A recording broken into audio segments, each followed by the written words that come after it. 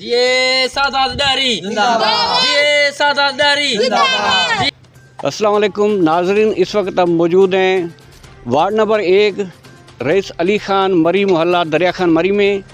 यहाँ पे आप देख रहे हैं काफ़ी अरसे के बाद तरक्याती काम शुरू हुआ है। इस सिलसिले में गांव के रिहायशी हैं, उनसे बात करते हैं कि उनका क्या कहना है।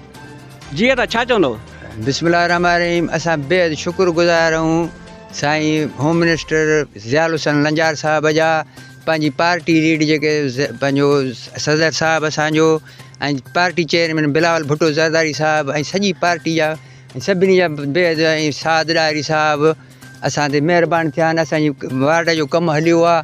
असां बिल्कुलु पार्टी सां जीअं मिसाल ॿधल आहियूं। इनशाला अॻिते बि असां इन पार्टी खां बिल्कुलु साथ ॾींदासीं ऐं साथ में आहियूं बिल्कुलु जेको असां उन जा हामी आहियूं। असां जीए भुट्टो जो नारो हाणे सदाईं जेको भुट्टे साहब जा गुण ॻाईंदासीं, उनजे बचनि जा, उनजी न्याणी जा, उनजे पुट जा, उनजे पोटनि ॾोहिटाण जा ऐं सदर साहब जा महिरबानी हुन सां।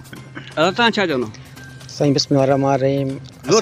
असां बेहद पंहिंजो शुक्रगुज़ार आहियूं ज़ियाउल लंजार साहब जा ऐं जिन असां ते महिरबानी कई आहे, जंहिं असांखे रस्तो ॾिनो आहे। असां तमामु ख़ुशि आहियूं। असां ॾारी साहब जा बि बेहद शुक्रगुज़ार आहियूं जंहिं असां ते एतिरी महिरबानी कई आहे।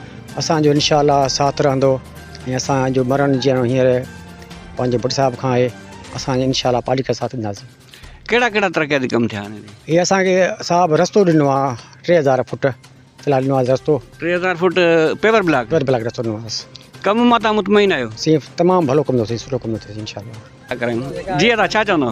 बाबा हीअ जेको कमु थियो आहे ज़िया साहब जी माना क़ाइदे में थियो आहे ऐं सादा डायरी साहब जे माना हिसाब सां थियो आहे। अच्छा, घणे टाइम खां हिते कमु न पियो थिए। असां ॾाढो दाऊं बाऊं कयूंसीं पर सादा साहब जी महिरबानी आहे हींअर असांखे रस्तो मिलियो आहे। ठीकु।